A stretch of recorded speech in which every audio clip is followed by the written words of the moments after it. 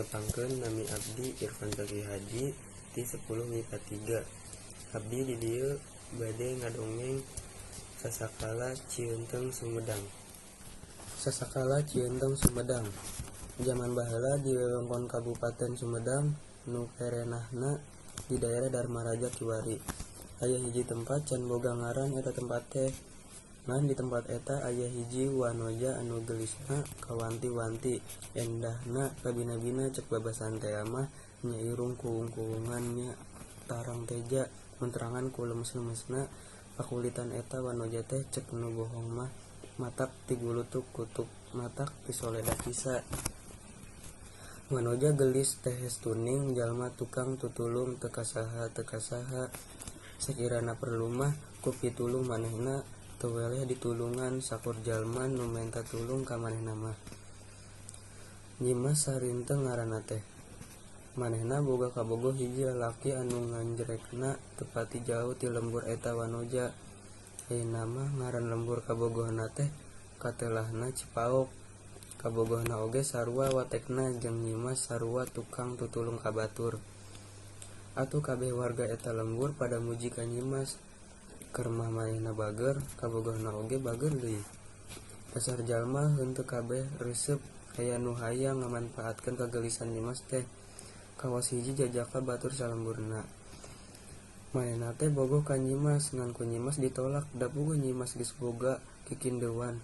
Ongkoh kurang panuju deui kana laku lampah eta jajaka teh.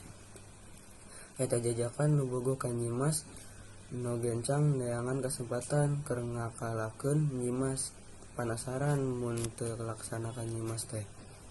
Kabenaran dina hiji poe Nyimas keur nyiseh di tampian nu maranti malah eta tampian sok dipake tempat silih tamplokeun kasih jeung beberenangan.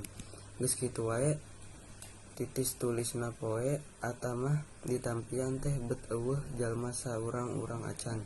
Atuh samemena keur si jajakan nu gelis lila neangan kasempatan rek ngilakakeun Nyimas mah asa mobok manggi gorowong aya jalan komo mentas. Kalerasan nu gelis nuju nyesehan kumaha mun ku akang direncangan keur sahenteu, cek si jajakan nanya. Nyimas ngawalon wios teu kedah ngarepotkeun tos biasa sorangan abdi mah cek Nyimas.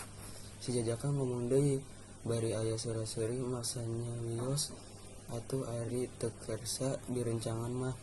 Ngan kuring rek nanya sakali deui, naha daek teu anjeun mun ngawin jeung kuring. Nyimas ngawalon deui cek kuring ge kuring mah narah lamun kudu dikawin ku anjeun. Ongkoh kuringna ge da geus boga kabogoh. Si jajakan nyarita deuna. Bet na beunang ku disabaran awewe teh. Ieu keur kuring mah candu lamun aya awewe nu dipikahayang ku kuring make kudu nolak. Ayeuna mah daek teu daek maneh rek dipaksa ku kuring sangkan ngagugu kana kahayang kuring.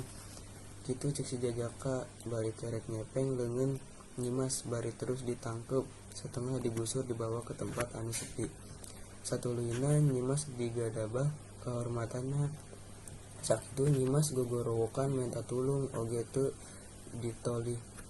Tibatan dilesotkeun mah kalahka beuki ngageudeur nafsuna. Teu cukup ku digadabah kahormatanna, satuluyna Nyimas teh ditelasan pati dugikeun.